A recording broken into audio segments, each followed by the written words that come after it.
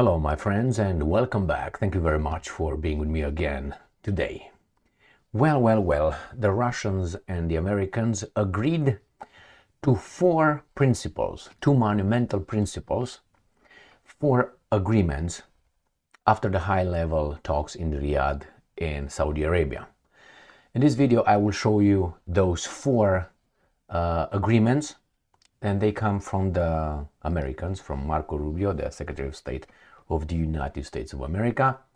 Then I'm going to read some from the Russians, how the Russians view the meeting, and the first high-level meeting in 4 years, 5 years, even more. Then we have Donald Trump's speaking to the journalists, and we're going to see how he views the meeting, then start of the negotiations. Then we're going to find out that Ukraine and the European Union, they both stand in the way of the peace process. All right. And then we have the issue of the sanctions. It seems like the sanctions, at least the Americans, are eager beavers in lifting them. But hey, this is just the first arguments, principles of negotiations, subjects, if you want, topics. And we find out that the White House welcomes monumental negotiations with Moscow.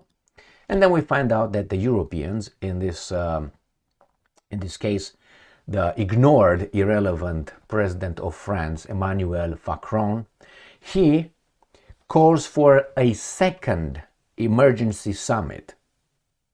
So they had one on Monday. Today is what? Wednesday.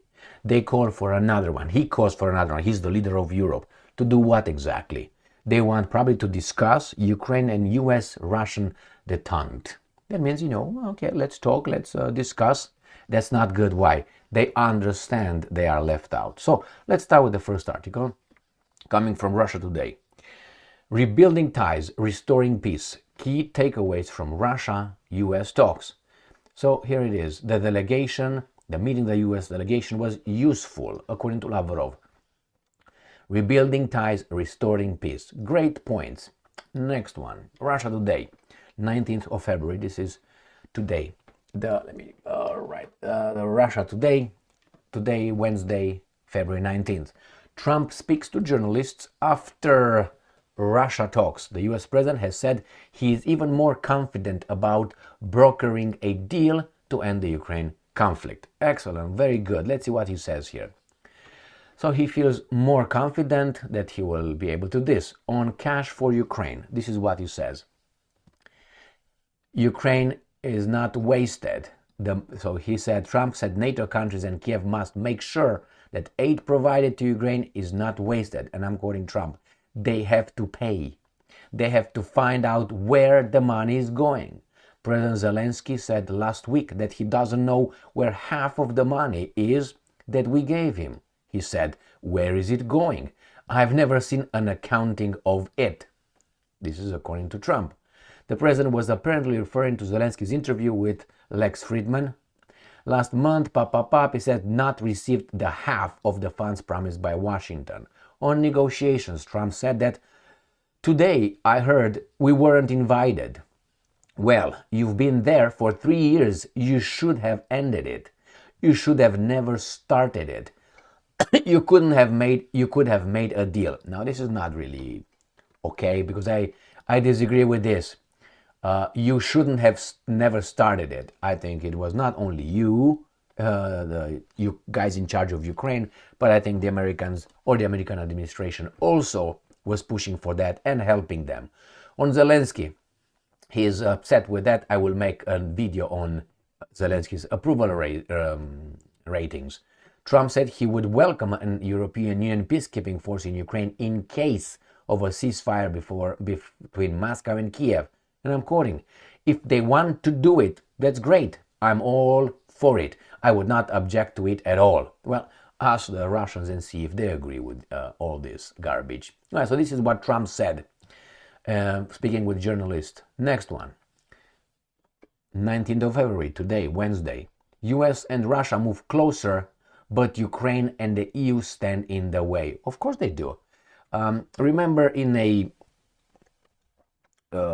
friendship relationship, the 3 is the worst case scenario. That is when you are 3 friends. You always need 4 or 2. You don't go by 3 because there's going to be an infight. He loves me more, he's my friend a little bit more than yours. It's going to be a competition, a negative competition usually. And from the 3, they always go to 2. So the same here. We have 3, but we have 4 in a way. Ukraine doesn't really matter. Why? It's too small, it was just being used. But the Europeans here, it's about Russia, US, and the EU. They stand in the way because they are dropped. They should be dropped. Why? They don't matter. They are irrelevant. As I said, they're old whores wanting attention and nobody gives them. Riyadh talks show Moscow and Washington can do business. That's very good. That's very good. So by the end of this month of February, they might even meet. Now, these are some of the most tangible outcomes of the meeting include, according to the Russians, restoration of diplomatic channels of communication. Russia and the US agreed to begin the process of fully resuming embassy operations. Second, creation of a consultation mechanism, a structured dialogue to resolve bilateral irritants in the relationship. Very good. Initiation of Ukraine negotiation team. Although talks on Ukraine did not advance significantly, the groundwork was laid for future discussions. These are foundational steps. Without them, further dialogue would be possible. Without them, further. Okay, so this is what it is, my friends. They want to talk about, not they want to talk. We got to lay the foundation to have a healthy and I would say transparent communication. And then you do it through your diplomatic teams. Then you create a team to figure out what are the problems. And then the other one to take care of Ukraine. Now the one with the problems, I will read you, they want to take care of the sanctions. That's another one. All right, let's go to, it says here, resistance from Kiev and Brussels. Of course there's resistance from Kiev and Brussels. The guys in Europe, they are just weak. They are, as I said, occupied. Politically, militarily, culturally. They are. So they can talk whatever they want. The Americans got the right people in the right positions. They're just going to tell them something and they will do it. That's what I think. The other one is, next crucial step, a Trump-Putin meeting. And they say it might be by the end of February. Next one. Russia Today. West will have to reconsider Russia sanctions as part of Ukraine peace deal. That's according to Rubio. That means, guys, we're gonna do business with these guys. We lost. What can I do? Ending the conflict could open up historic opportunities for U.S.-Russian relations, the U.S. Secretary of State has said. I said this before. This sounds to me like 1945 in Potsdam, Germany, when, excluding Churchill, he bankrupted the country and Churchill dropped Poland to the Soviets, to the criminal Soviets, the communists, the Stalin and all those Kaganoviches, and Great Britain entered the war against Germany so Poland doesn't get occupied or in the sphere of influence of Adolf. So all the Brits that fought the evil Nazis to defend Poland, they left Poland. They just left it in the arms of Stalin. So thank you very much for doing that.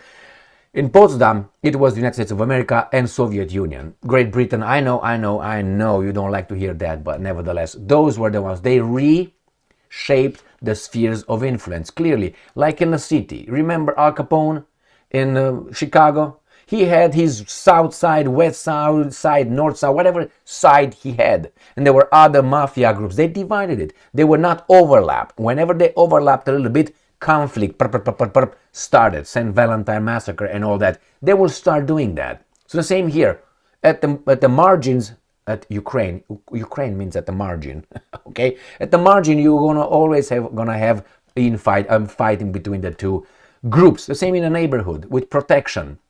They already said, okay, these businesses are mine, those are yours. But it's not like they have a really understanding like that. They try to push the boundaries, destroy one another. In this case, say, okay, we're going to redivide what we can. The problem is China is over there. Russia will not give up China. India is over there. And many others. BRICS will be standing. All right, so let's see what these guys say here.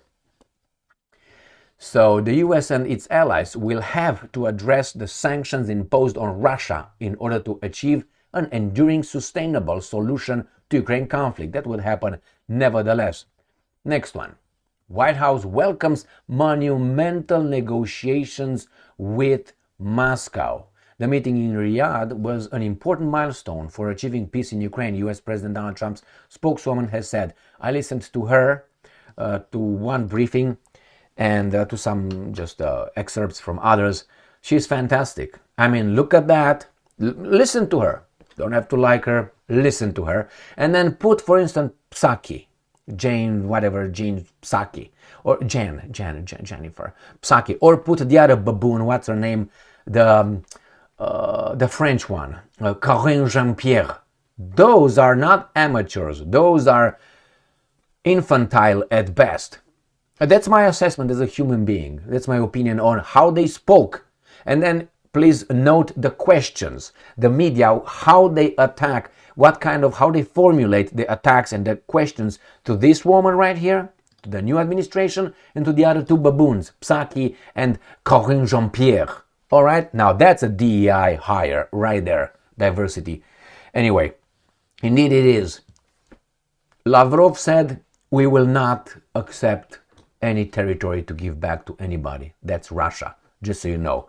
So sanctions will go away, bro. I mean, this is just this technique usually happens in relationships, like intimate relationships, when one starts giving and gives everything or gives a lot, and then little by little takes away things, like pulls away. It's pulling away. It's called, I think.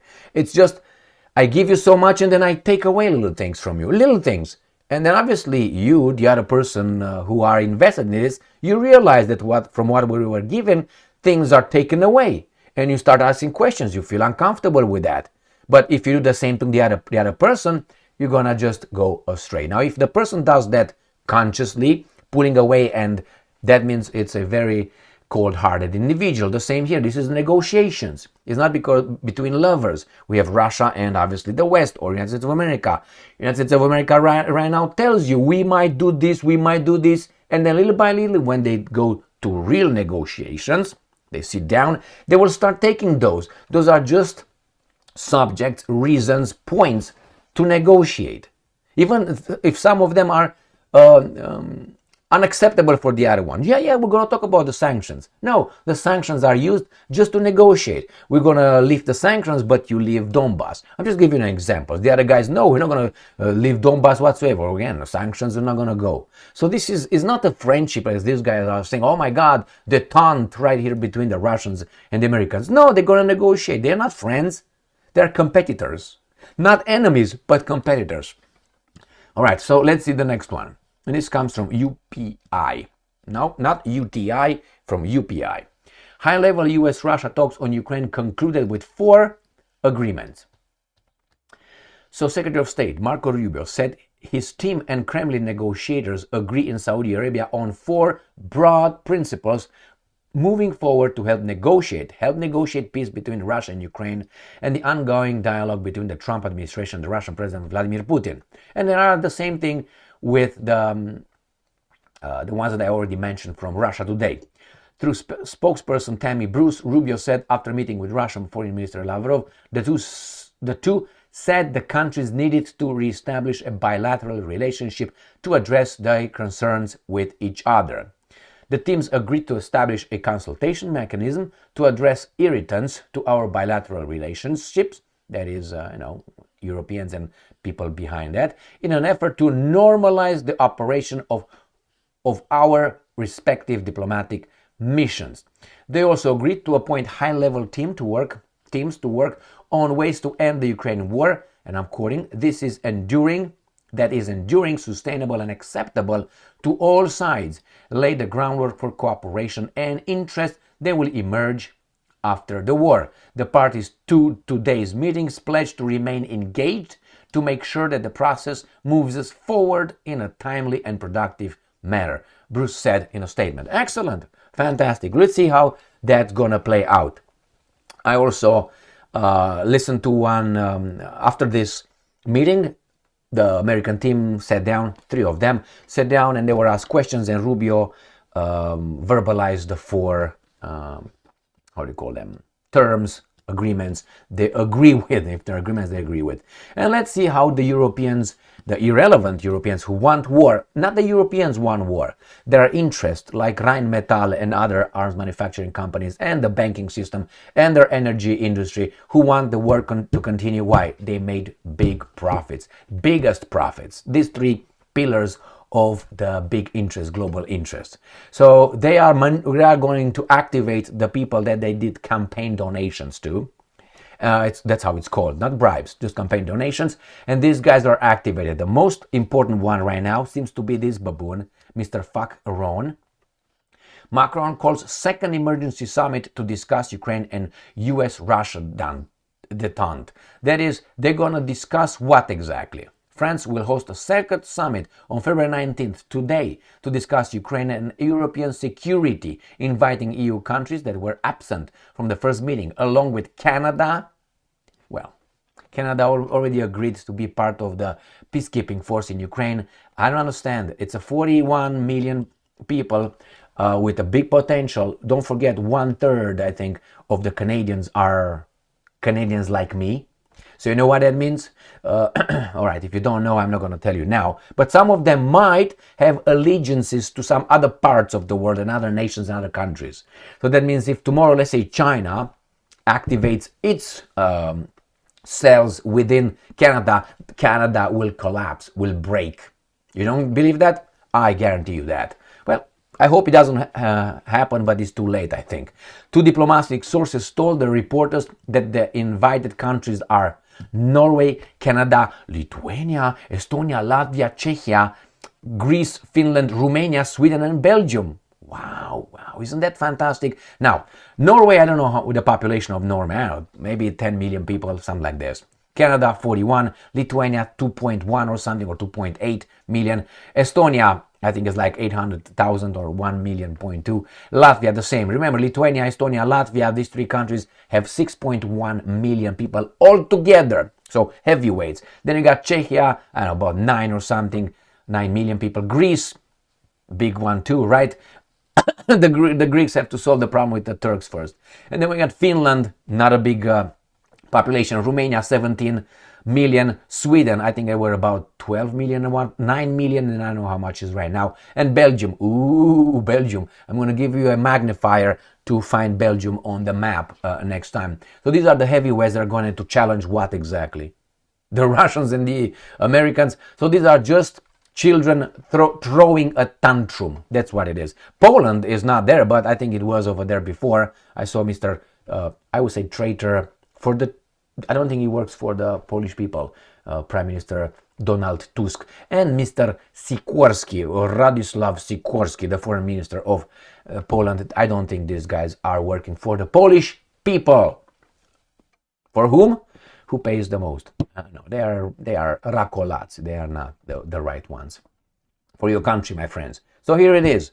They agreed. It's going on, and these guys are trying to everything up. They will not be able. Remember, even behind Trump and all these guys who are meeting the Russians right now, there are interests, financial, economic, military interests, my friends. So it's not that they are friends right now, but the point that they meet and they agreed to meet in the future again and open all those embassies and the communication channels and all, create those teams, that tells me they're serious about it. And very fast, very fast. Trump will meet Putin, and Zelensky has some big problems. Trump just slammed Zelensky big time, and the chutzpah guy slammed Trump as well. So as I said in one of my videos, I think it was yesterday, Trump will get rid of Zelensky.